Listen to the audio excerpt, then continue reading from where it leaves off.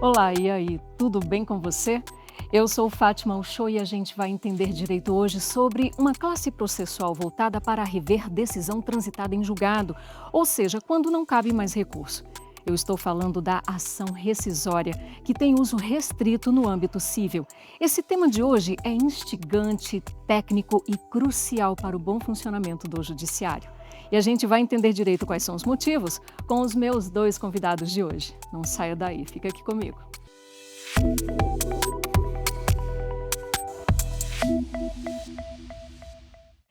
Eu já começo aqui pedindo para você olhar aqui para o nosso telão, porque a gente já está com os nossos dois convidados ilustres de hoje aqui do Entender Direito, começando pela doutora Luciana Robles de Almeida. Ela é advogada, mestre e doutora em Direito pela Universidade Federal do Rio Grande do Sul e membro do Instituto Brasileiro de Direito Processual. Doutora Luciana Robles, muito bom tê-la aqui conosco, muito bem-vinda.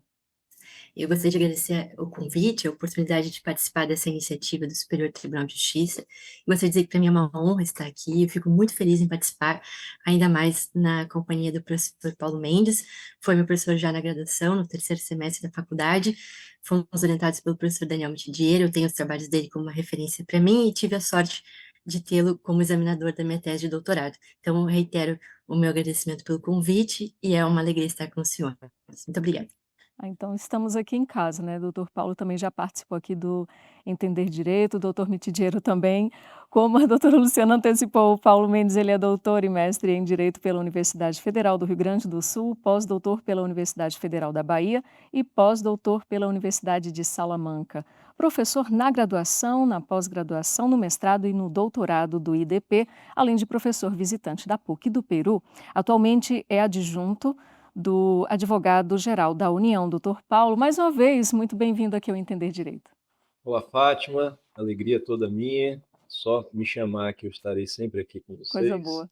dando colaborar com a STJ, com esses temas, né, tão importantes do ponto de vista teórico e prático, é sempre uma satisfação. E ainda mais ao lado de uma professora que eu tanto admiro, a professora Luciana Robles, uma querida amiga, né, que vem brilhando aí com suas obras, com seus artigos, e grande conhecedora do assunto, né, e que nós temos em comum nosso maestro, professor Daniel Mitidiero, que também foi meu orientador de mestrado e doutorado. Então a gente tem, Fátima, eu e a professora Luciana, a mesma base teórica, né? E aí a gente constrói o nosso raciocínio a partir dos mesmos pilares teóricos. Muito bom, e a gente está aqui para entender direito e aprender direito com vocês. Eu começo então com a doutora Luciana, porque é o seguinte, eu queria saber como é que o ordenamento jurídico brasileiro equilibra, né, esse princípio da coisa julgada com essa possibilidade de rescindir ou revisar decisões judiciais. Perfeito, vamos lá. Bem, em primeiro lugar, me parece que é importante nós termos presente o conceito. A coisa julgada, ela é a autoridade que reveste, que envolve a decisão de mérito, não mais sujeita a recurso. Então, ela é como uma etiqueta que torna imutável e indiscutível o conteúdo da decisão. Essa é uma regra prevista no Código de Processo Civil, no artigo 502, e parece seguro dizer que a coisa julgada é uma das maneiras mais conhecidas no direito de se proteger o passado, estabilizando o passado e gerando a expectativa de que aquilo será mantido. Entre os fundamentos da coisa julgada, me parece que é essencial nós destacarmos ao princípio da segurança jurídica. E, enquanto princípio, é uma norma voltada à promoção de um determinado estado de coisas. E me parece interessante destacar, esse estado de coisas é composto por algumas características. Então, nenhuma ordem jurídica pode ser considerada segura se não houver cognoscibilidade acerca do significado das regras vigentes. É preciso conhecer as regras que se aplicam à minha situação, à minha conduta, é preciso cognoscibilidade para haver orientação. Além da cognoscibilidade, nós precisamos de um mínimo de estabilidade, de continuidade, porque não há um ordenamento seguro se ele estiver sujeito a variações abruptas. Ainda, é interessante que a ordem jurídica seja confiável, capaz de reagir contra surpresas injustas. E é claro que também é preciso efetividade, no sentido de que o direito tem capacidade, condições de se impor caso ameaçado ou efetivamente violado. Então, um primeiro ponto é que a coisa julgada tem por fundamento o princípio da segurança jurídica. Mas é claro que, além dessa preocupação que é primordial, também há situações nas quais, eventualmente, uma decisão transitada em julgado ensejaria uma injustiça gravíssima, capaz, inclusive, de prejudicar a legitimidade do ordenamento jurídico como um todo. Então, podemos pensar, por exemplo, numa sentença prolatada por juiz corrompido, em ofensa ao devido processo e ao juiz natural. E voltando então à nossa pergunta, a partir desse pano de fundo, como é que o ordenamento jurídico equilibra a promoção do princípio da segurança jurídica, a regra da coisa julgada e a possibilidade de rescisão dos julgados? No meu modo de ver, isso é feito mediante a previsão pela legislação de hipóteses de cabimento da ação rescisória, como ação que visa desconstituir a coisa julgada, sendo estas hipóteses excepcionais e arroladas de forma taxativa pelo legislador no artigo 966. Então, eu penso que a superação desta estabilidade depende do preenchimento dessas hipóteses. É claro que estamos nos referindo a uma solução de compromisso entre tensões que são naturais ao direito. Mas me parece também que a Constituição, no próprio artigo 5º, inciso 35, estipulou uma regra que, de antemão, privilegia a segurança e a confiabilidade diante do risco de eventuais injustiças, quando refere que a lei não prejudicará a coisa julgada. Doutor Paulo, já que a gente está falando, né, de ação rescisória, a gente também fala de conceitos basilares, como, por exemplo, juízo rescindente e juízo rescisório. Poderia, então, explicar para a gente?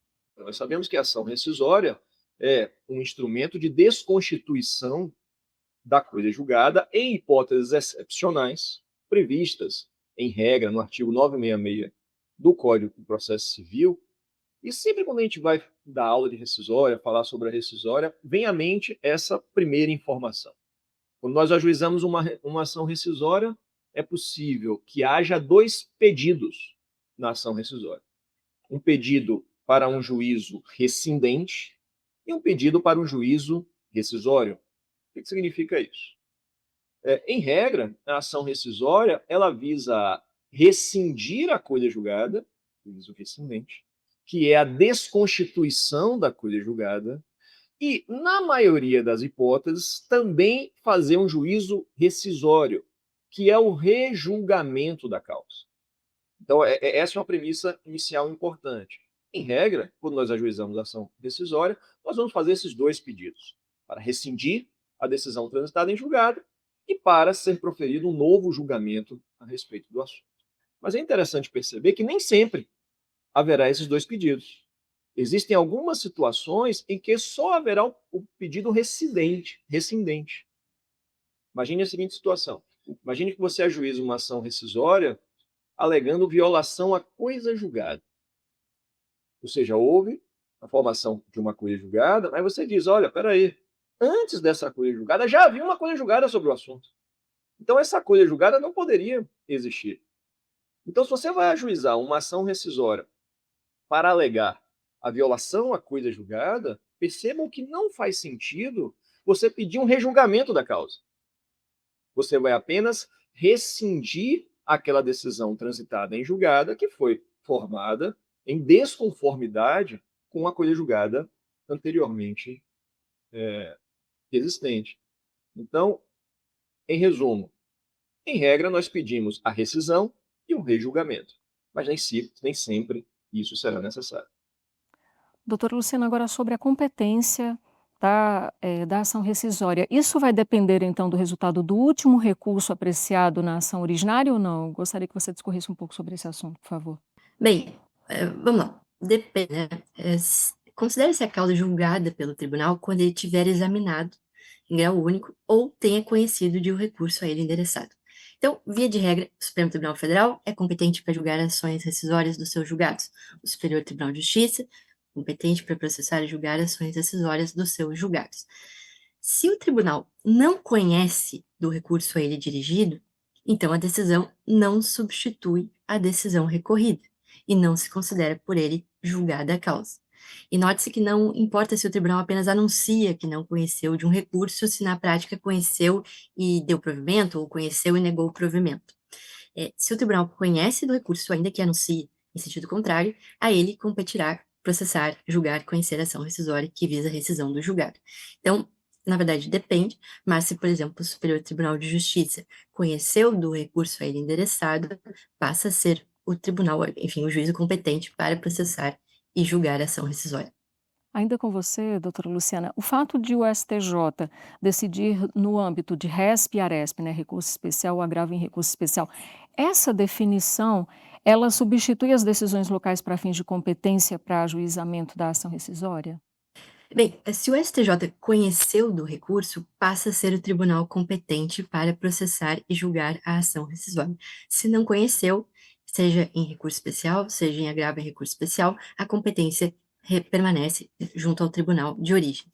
Basta lembrar, o RESP diz respeito à existência ou não de contrariedade à legislação federal infraconstitucional, e o agravo em recurso especial, a inadmissão, seja de forma correta ou não, que vem impugnado pela parte recorrente. Então, se o Superior Tribunal de Justiça conhecer do recurso, seja para negar provimento, seja para dar provimento, o fato é que, conhecendo o recurso, passa a ser o Superior Tribunal de Justiça competente para a ação rescisória.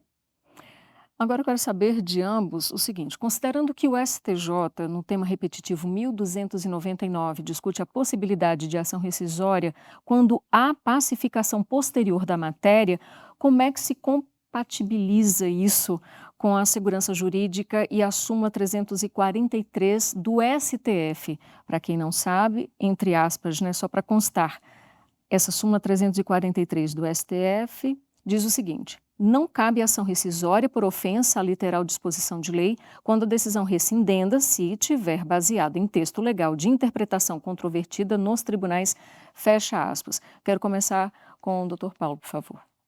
Esse tema é um dos temas mais interessantes, né, relacionados à ação rescisória, mas me permita, Fátima, lembrar uma regrinha muito interessante no Código de Processo Civil de 2015, que ela trouxe a possibilidade de ajuizamento de ação rescisória em razão de um juízo de inadmissibilidade de um recurso. Né? Isso está no artigo 966, parágrafo 2º do CPC. Eu acho bacana a gente lembrar dessa regra, porque é algo que muitas vezes não está no radar dos advogados. Né? Então, se hoje nós olharmos ali o artigo 966, parágrafo 2º, inciso 2, hoje é possível você ajuizar uma ação rescisória não em razão de uma decisão de mérito, o vício da decisão de mérito, mas porque o seu recurso foi inadmitido. Então, eventualmente, imagine que seu recurso especial ele é inadmitido no Superior Tribunal de Justiça. Em razão disso, seria possível nós pensarmos hoje em uma ação rescisória em razão dessa inadmissibilidade. Imagino que a inadmissibilidade se deu com manifesta violação à norma jurídica. Né? Então, algo interessante para ficar no radar dos advogados. E aí, voltando a atenção ao tema 1299, de repercussão geral, esse tema ele dialoga com uma súmula antiga do Supremo Tribunal Federal, súmula 343 do STF.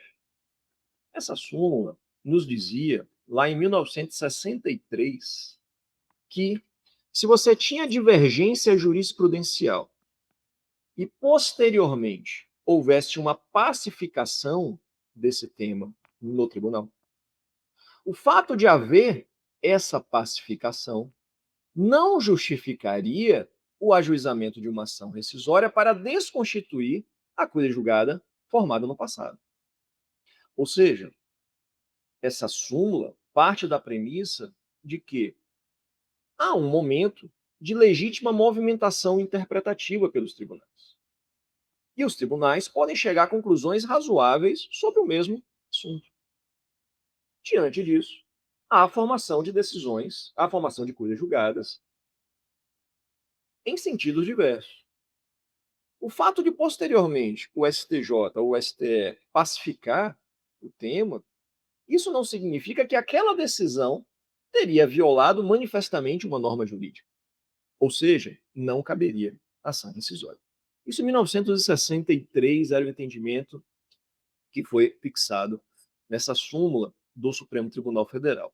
Só que com o passar do tempo, o Supremo ele vai modificando a sua jurisprudência para dizer que a súmula 343 só se aplicaria a questões infraconstitucionais, que diante de questões constitucionais seria cabível o ajuizamento de ação rescisória. E o Supremo, principalmente desde 2008, vem fortalecendo essa jurisprudência em relação a questões constitucionais. O próprio Código de Processo Civil hoje positivou esse entendimento. Se nós olharmos os artigos 525 e 535 do CPC, nós vamos ver que lá está previsto expressamente o cabimento de ação rescisória em razão de um precedente posterior do Supremo Tribunal Federal. E depois disso, o Supremo vem produzindo vários temas de repercussão geral, julgamentos de ações diretas de inconstitucionalidade, reconhecendo o cabimento dessa ação rescisória até com efeitos bastante mais amplos do que aqueles que a gente imaginava no início. Depois a gente pode retomar esse tema. O que o tema 1299 do STJ coloca de ingrediente novo nessa salada toda? O STJ dizia, olha, a súmula 343 não se aplica a questões constitucionais, mas se aplica a questões infraconstitucionais. Aí o STJ parou para refletir o seguinte: será que um precedente do STF é tão mais forte que um precedente do STJ? Sendo que o Superior Tribunal de Justiça é o tribunal, a nossa Suprema Corte em matéria federal. O STJ dá a última palavra na legislação federal. E quando o STJ afirma um entendimento hoje, principalmente pela técnica dos recursos repetitivos, nós temos um precedente com muita força que orienta os jurisdicionados a respeito do assunto. E o tema 1299 vem para trazer a seguinte reflexão: se, de fato, nós estamos diante de um precedente do STJ que pacificou o entendimento, será que a semelhança do STF não deveria ser cabível também à ação rescisória? Ou seja, será que o precedente... Veja, em outras palavras, será que essa mudança que se operou no STJ, principalmente agora que nós temos os repetitivos, será que com a força do repetitivo, ele também não deveria dar ensejo à ação rescisória, assim como os precedentes do STF dão ensejo à ação rescisória?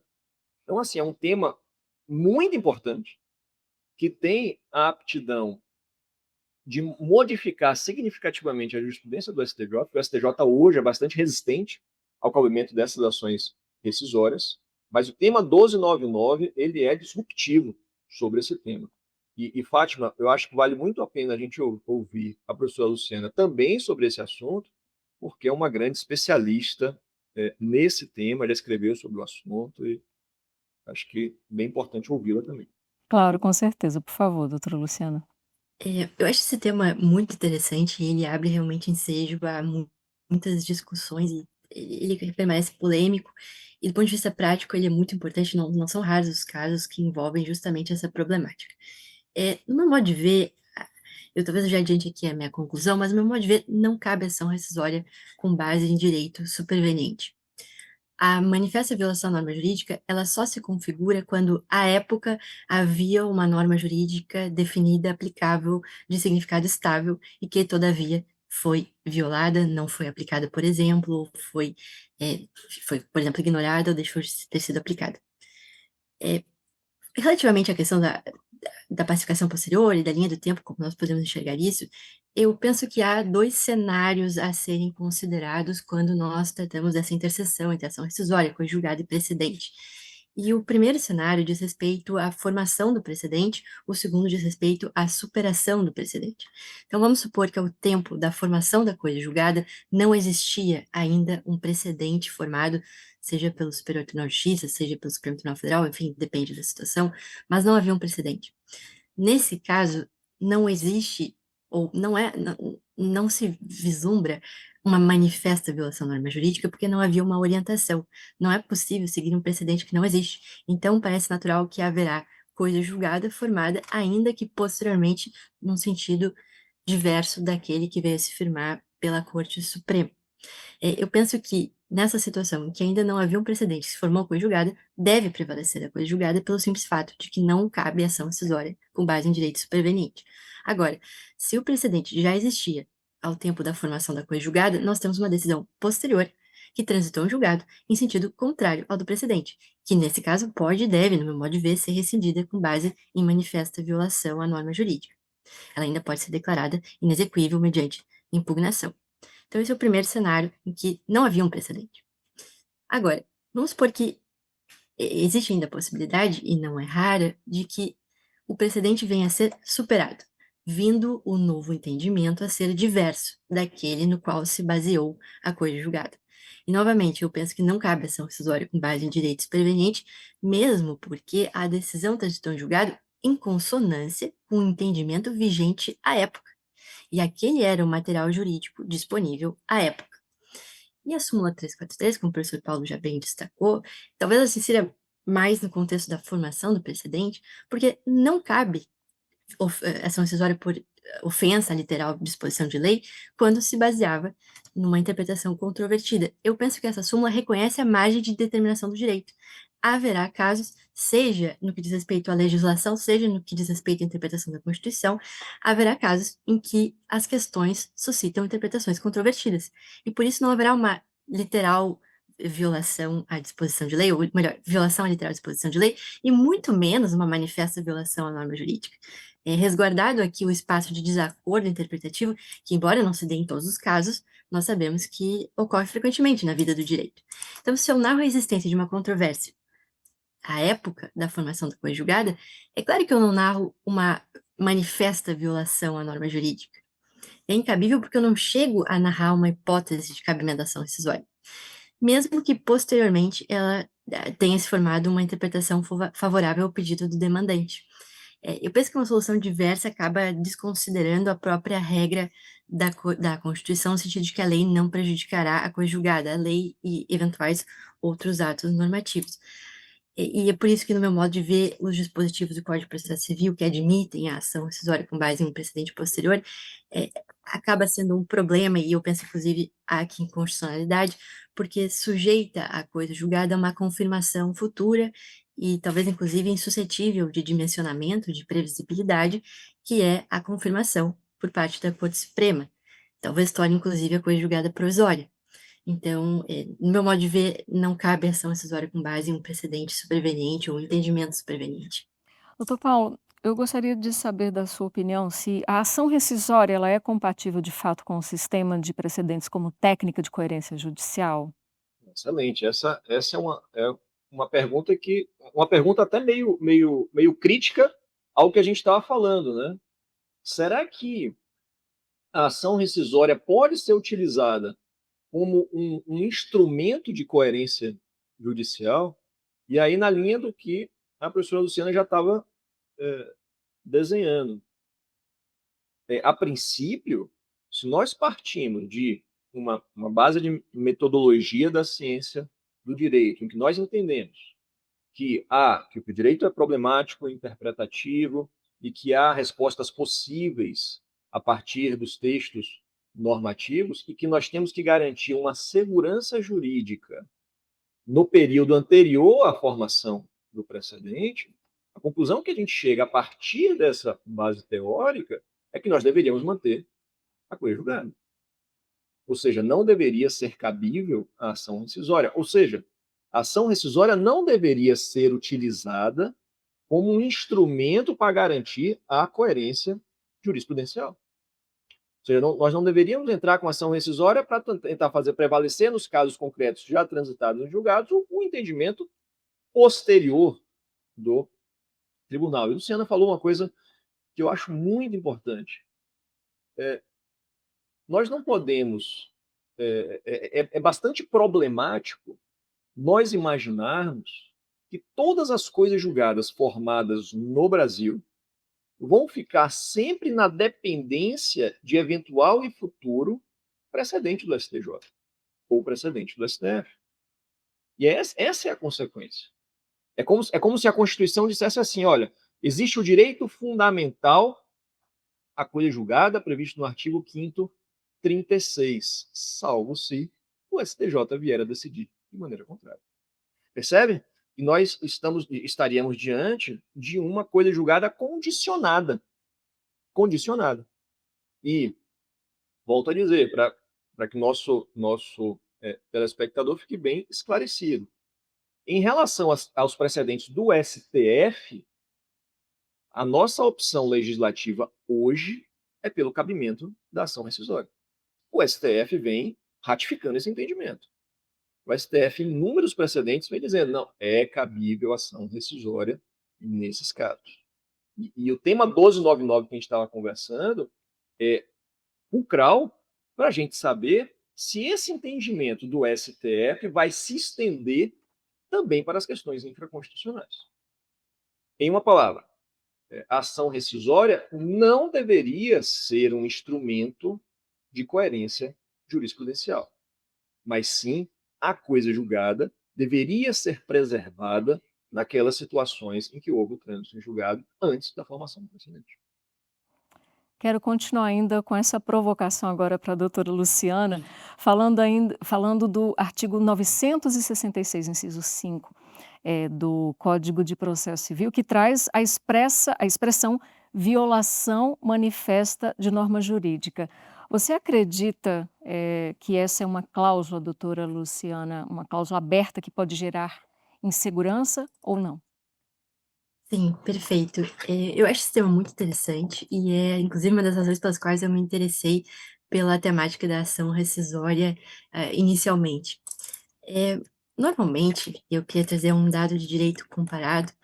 Normalmente, os sistemas admitem a rescisão com base em elementos ligados ao devido processo. Normalmente, as hipóteses de cabimento da ação rescisória envolvem a violação a direitos fundamentais processuais. Por exemplo, fraude da parte, falsidade da prova, dolo do juiz, simulação das partes, etc. No Brasil, como nós sabemos, existe esta disposição do inciso 5 da manifesta violação à norma jurídica. E aqui nós temos a admissão de ação rescisória por violação de uma norma substancial. E com isso, não se tutela apenas o direito ao processo justo e elementos do direito ao processo justo, mas também um segundo fundamento, um segundo grupo de fundamentos, que é a dimensão normativa da decisão justa. Ou seja, o significado normativo que serve à decisão justa. E esse dado singulariza a nossa ação rescisória. E, naturalmente, como amplia as hipóteses de rescisão, uma das consequências que se tem é o enfraquecimento do princípio da segurança jurídica. Então, em comparação com outros países, no Brasil, nós temos sim um estado de coisas que tende a menor cognoscibilidade, estabilidade e confiabilidade do direito, porque admite a ação rescisória não apenas em hipóteses vinculadas à tutela do direito ao processo justo, devido processo, mas também admite a ação rescisória com base em violação de direitos ou a violação à norma substancial.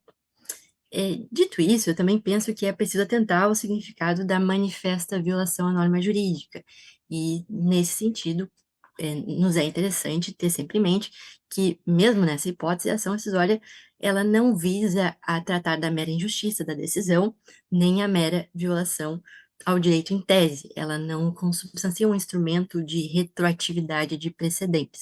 Ela, na verdade, tem um núcleo, um escopo bastante específico, que é a violação à norma jurídica, e com isso não admitirá atividade probatória, reexame da prova, exige sim a adequada indicação, enfim, o debate a respeito da violação à norma jurídica especificamente, se havia um significado estável e se ele foi ou não desrespeitado pela decisão acobertada pela coisa julgada. Uhum. Agora com o doutor Paulo. Doutor Paulo, é possível interpor o recurso especial para contestar fundamentos, do acórdão em ação rescisória? Essa é uma pergunta mais delicada, porque, assim, a princípio, diante do julgamento de ação rescisória nos tribunais de segunda instância, é plenamente possível o ajuizamento de recurso especial, se você está diante de uma das hipóteses eh, de cabimento do recurso especial, né, previsto no artigo 105, inciso 3 da Constituição. Só que essa pergunta tem um detalhe que é interessante, que é saber se eu posso contestar os fundamentos da ação rescisória ajuizada na origem. Os tribunais de segunda instância. E, em regra, o STJ ele tem uma resistência muito grande para aceitar esses recursos especiais, porque ele acaba esbarrando na súmula 7 do STJ. Ou seja, ele entende que para ele avaliar os fundamentos da decisão de primeira instância, ele acaba tendo que revolver a matéria fática. Por isso que há uma certa resistência da jurisprudência do STJ para admitir esse recurso especial. Mas, se você consegue identificar no seu recurso especial que a decisão de origem viola manifestamente norma jurídica, que está diante de alguma das hipóteses do artigo 966 do CPC, com essas ressalvas que eu fiz, é possível a interposição de recurso especial. Doutora Luciana, agora há essa possibilidade de se alegar incompetência absoluta, como causa de ação rescisória, mesmo após o trânsito em julgado? Sim, essa é uma hipótese de cabimento da ação rescisória, sim. A competência relativa não, mas uma vez transitado em julgado, o local adequado para a arguição da incompetência absoluta realmente é a ação rescisória.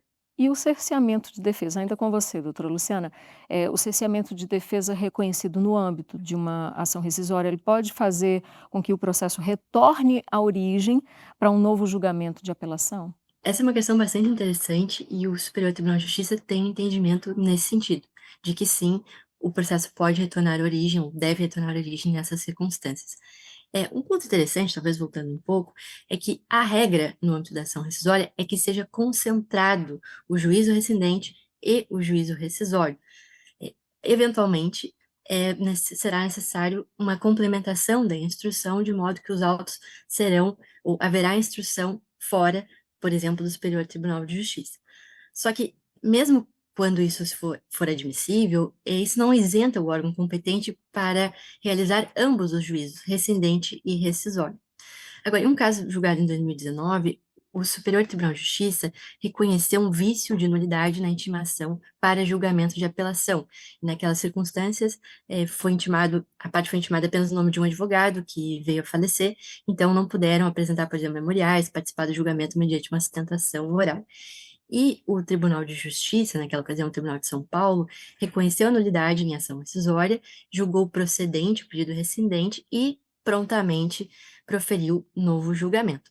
E o Superior Tribunal de Justiça considerou que essa medida não foi adequada, porque o tribunal, ao rejulgar a causa sem proceder à renovação da intimação, que considerou indispensável, teria incidido no mesmo erro que culminou com a rescisão do julgado por cesseamento de defesa. E esse, então, foi o entendimento do Superior Tribunal de Justiça.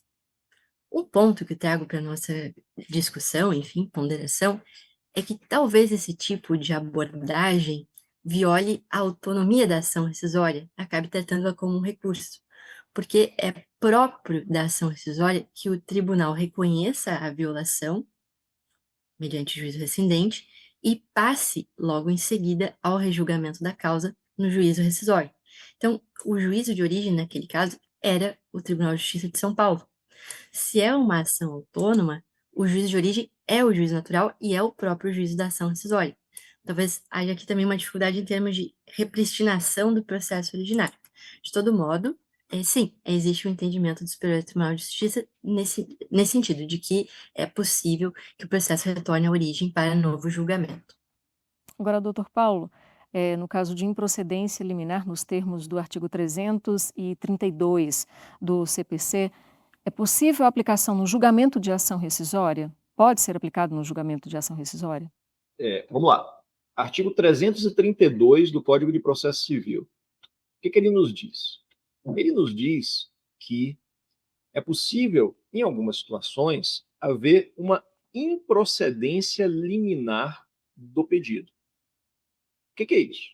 É a possibilidade de nós termos. Primeiro, o que é uma liminar? Liminar é tudo que é inicial. É muito normal na prática nós vermos as pessoas confundindo liminar com tutela provisória. Né? É bem verdade que, muitas vezes, na maioria das vezes, a tutela provisória é deferida liminarmente, é deferida no início do processo. Mas a palavra liminar nos dá uma ideia de tempo no início. Então, quando nós falamos de improcedência liminar do pedido, nós estamos falando, de improcedência, uma decisão de mérito inicial no processo, antes de ouvir a outra parte. Esse artigo 332 ele é muito interessante, porque ele trata de hipótese de improcedência. Ele jamais poderia ser uma hipótese de procedência liminar. Por quê? Porque eu não posso julgar procedente uma postulação sem ouvir a outra parte. Ou seja, eu não posso julgar procedente uma ação sem ouvir o réu, prejudicando o réu sem ouvi-lo. Isso seria uma grave violação ao contraditório à ampla defesa. Por isso é que o Código de Processo Civil prevê uma situação de improcedência liminar. É possível, nessas situações de improcedência liminar, aplicar a ação rescisória.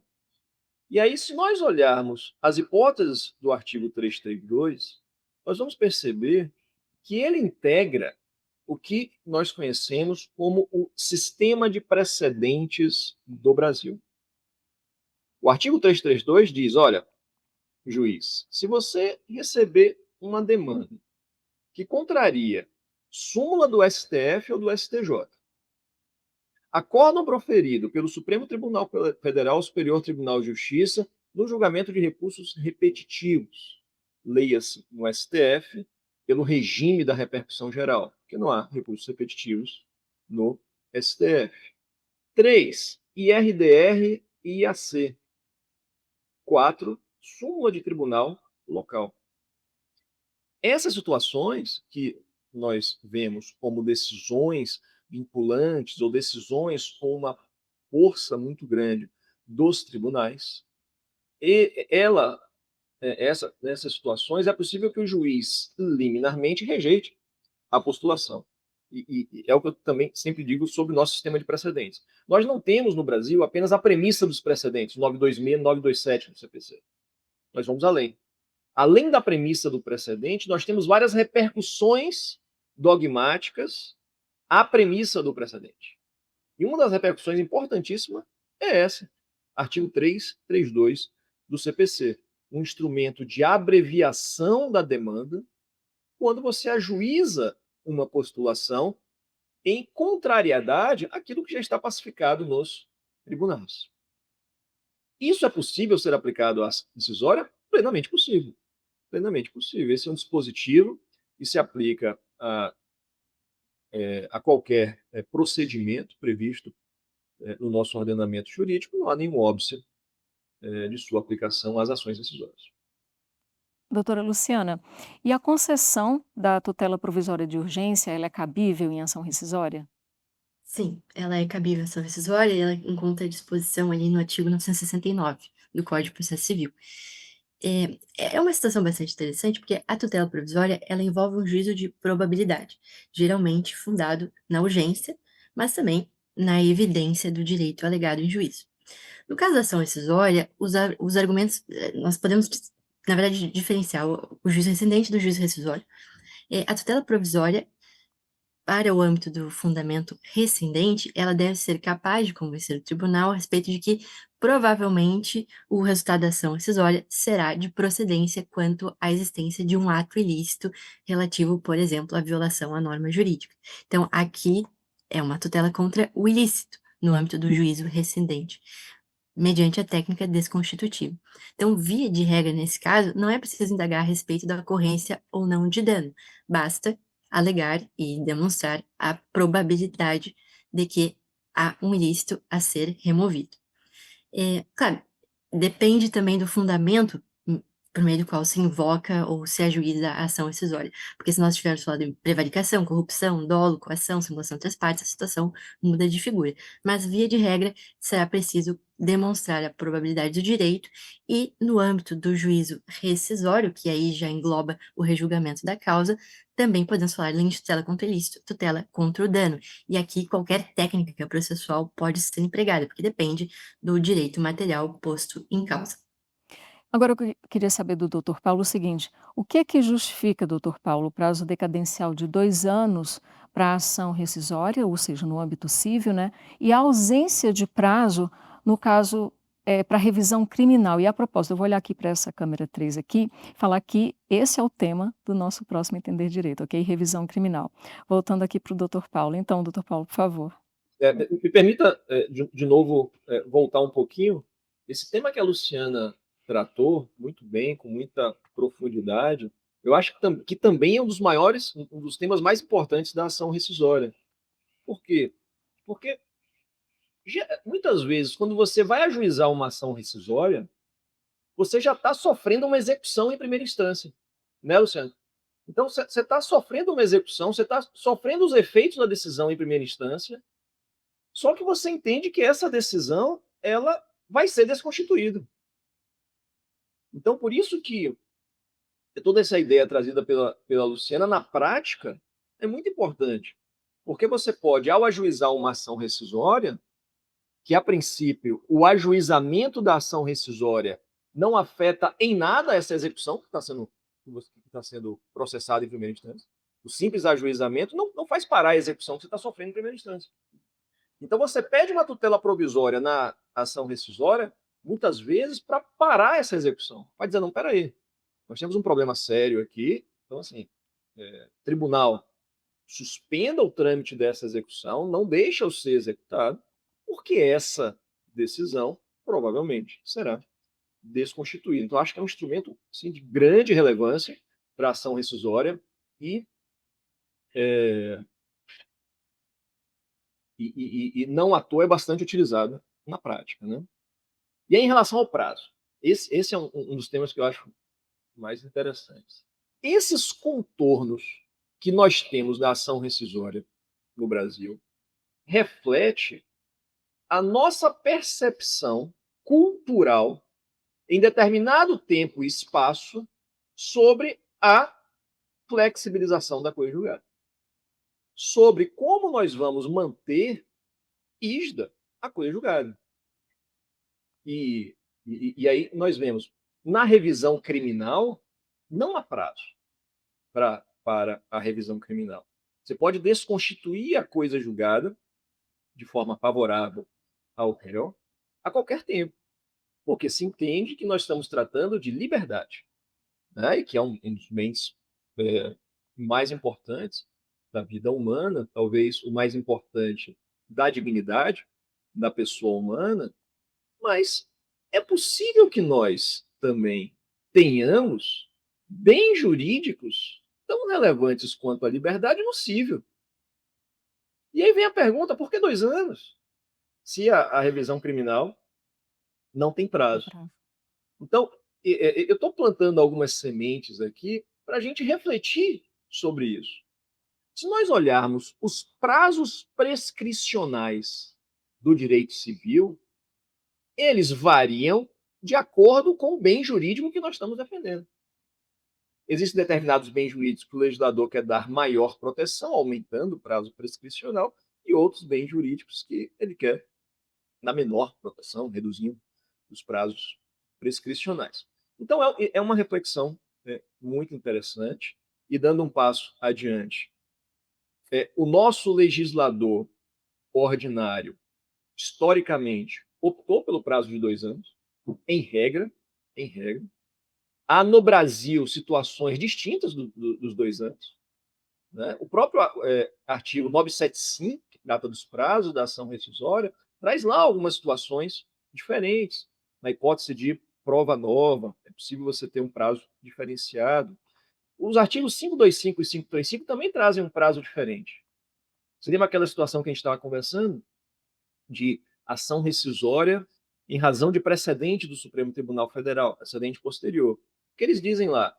Será cabível essa ação rescisória não no prazo de 2 anos contados da formação da coisa julgada, mas no prazo de 2 anos contados da formação do precedente do Supremo Tribunal Federal. Então é possível que eu tenha uma coisa julgada formada em 2016, um precedente formado em 2020, e eu vou ter até 2022 para desconstituir uma coisa julgada que se formou em 2016. É o que nós chamamos de prazo de ação rescisória dilatado ou prazo móvel. Doutora Luciana, e quem são os legitimados a ajuizar a ação rescisória? Bem, conforme o artigo 967, quem foi parte no processo, sucessor de quem foi parte no processo, o terceiro juridicamente interessado, o Ministério Público e aquele que deveria ter participado ou não, tem legitimidade para propor a ação rescisória. E é interessante, por exemplo, a figura do terceiro juridicamente interessado é que quem pode ser atingido pela eficácia da sentença rescindenda, sofrendo um prejuízo juridicamente relevante. Ele normalmente detém uma relação jurídica conexa àquela decidida em juízo pela decisão que se pretende desconstituir com agora a ação rescisória.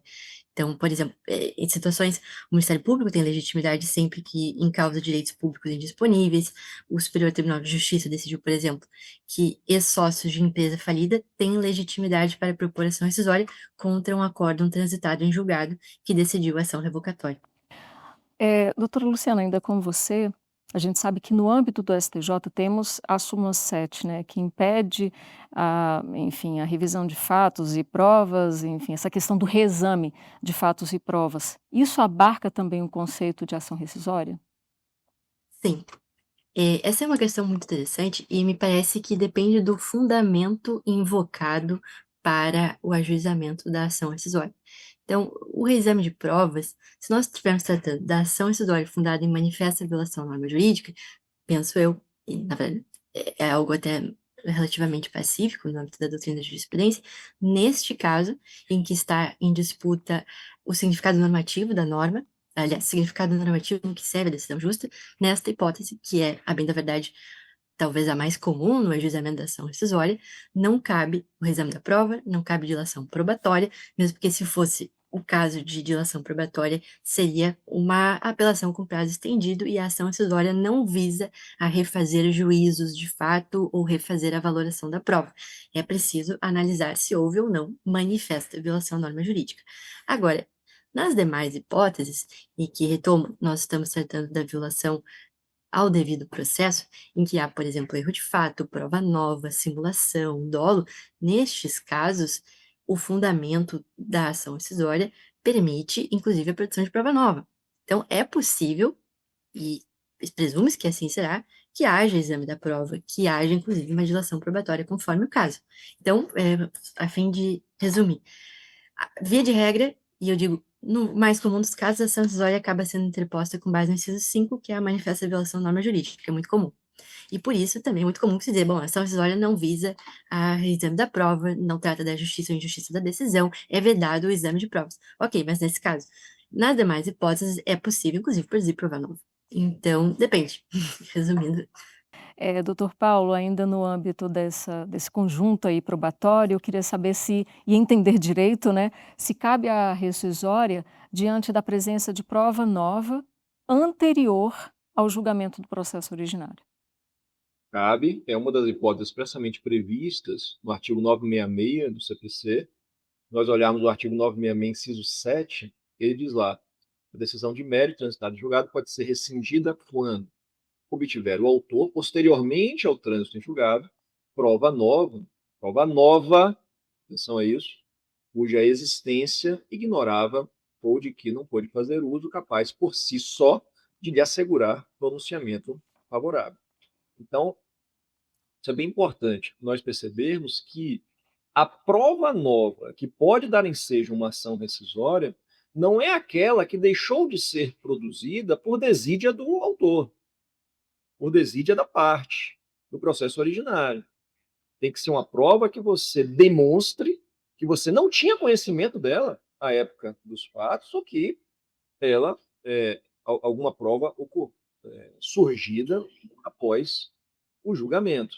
E, além disso, como disse o dispositivo, essa prova nova tem que ser capaz, por si só, para alterar o resultado.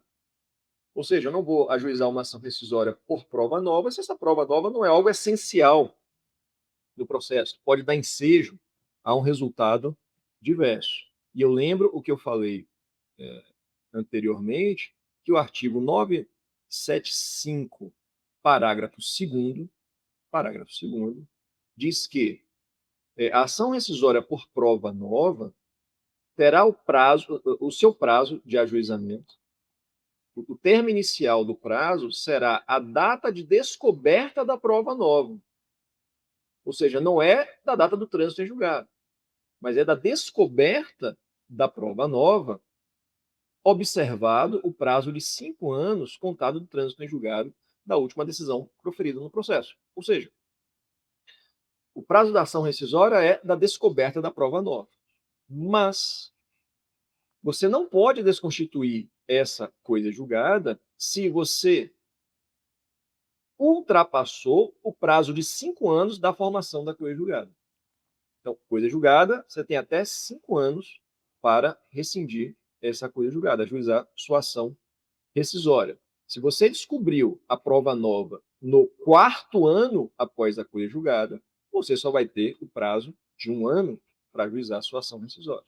Se você descobriu a sua prova nova no 3º ano após a coisa julgada, você vai ter o prazo de 2 anos para ajuizamento da ação rescisória.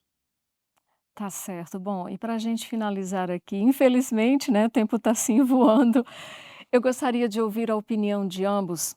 Quais são os maiores desafios práticos que o judiciário pode ter de encarar no âmbito aí, né, na seara da ação rescisória, para evitar, por exemplo, banalizações? Eu gostaria de começar com a doutora Luciana, por favor. Essa é uma questão interessante, no meu modo de ver, parte da própria definição de ação rescisória como ação autônoma, e que, portanto, caracterizada por pressupostos próprios, não se confundindo com elementos de recurso especial, recurso extraordinário. Me parece que um dos maiores desafios é manter-se adstrito às hipóteses de cabimento da ação rescisória e tratá-la com rigor relativamente, por exemplo, à manifesta violação à norma jurídica, para não ensejar a utilização da ação acessória como, por exemplo, uma apelação, não permitir, portanto, o reexame da prova. Enfim, eu penso que o desafio prático está, em primeiro lugar, na descrição às hipóteses taxativas já roladas na legislação e no que tange à problemática dos precedentes e aquela questão já levantada da coerência. A ação rescisória, ela ainda pertence ao discurso, ao âmbito da tutela dos direitos em uma dimensão particular, porque diz respeito à desconstituição da coisa julgada. Ela não é propriamente um mecanismo voltado à promoção da unidade do direito, por exemplo, como são os precedentes. Então, também a partir do aprimoramento que o Código de Processo Civil de 2015 trouxe com relação à manifesta violação da norma jurídica, uma das minhas preocupações diz respeito à não retroação de precedentes por meio de ação rescisória. Doutor Paulo, por favor. Eu vou na mesma linha. Nós temos que ter muito presente a ideia de que nós estamos tratando de um direito fundamental previsto na Constituição, que é a coisa julgada. E a coisa julgada talvez seja um dos instrumentos mais relevantes de densificação do princípio da segurança jurídica. E a segurança jurídica é algo fundamental na sociedade brasileira. Algo fundamental na sociedade brasileira. Algo fundamental em qualquer sociedade. Nós precisamos viver com segurança. Então, se você informa ao cidadão que ele tem uma posição estável, a regra tem que ser a proteção dessa posição estável, para que nós possamos viver em um ordenamento jurídico que outorgue segurança jurídica aos seus cidadãos. Então, assim, essa tem que ser a premissa fundamental. Premissa fundamental. A partir daqui, nós vamos olhar para a ação rescisória como um instrumento excepcional. E nessa excepcionalidade, como muito bem disse a Luciana, nós precisamos interpretá-los restritivamente. Restritivamente. As hipóteses de cabimento de ação rescisória devem ser hipóteses taxativas e, além disso, de interpretação restritiva, para que nós possamos proteger esse direito fundamental previsto na Constituição. Então, o maior desafio prático é o respeito às hipóteses de cabimento e a premissa de que, em regra, a coisa julgada deve ser preservada. Ok, hoje a gente entendeu direito sobre a ação rescisória, com a advogada Luciana Robles de Almeida, a quem eu agradeço a participação mais uma vez aqui, doutora Luciana. Eu agradeço muito o convite, a oportunidade, é uma alegria estar aqui com vocês. Também agradeço a participação do professor e adjunto do advogado-geral da União, doutor Paulo Mendes. Mais uma vez, doutor Paulo, muitíssimo obrigada pela aula. Fátima, querida, eu que agradeço, sempre uma honra estar aqui com vocês. Me chamem sempre, especialmente ao lado da Luciana, que para mim é uma alegria. Luciana, querida, muito bom sempre te ouvir, sempre, foi maravilhoso esse momento juntos. Fátima, a gente trouxe muita informação aqui. Esse episódio acabou ficando um episódio riquíssimo sobre o tema e eu estou muito feliz com o resultado. Espero que os telespectadores gostem também, que eu acho que vai ser bastante contributivo para os operadores de uma forma geral. Tenho certeza de que sim, viu? Mais uma vez, muito obrigada em meu nome, em nome da equipe aqui do Entender Direito, a participação de ambos. Claro, né? Agradeço também a sua companhia aqui no nosso programa. E eu já te antecipo, viu? No nosso próximo encontro, a gente vai falar sobre outra classe processual que também é um instrumento jurídico excepcional, é a revisão criminal. E eu vou te esperar, viu? E aí, quer conferir novamente essa e outras entrevistas, reportagens especiais e tudo mais que a comunicação do STJ produz? É simples. Acesse o canal do Tribunal no YouTube e nas principais plataformas de podcast. A gente se encontra.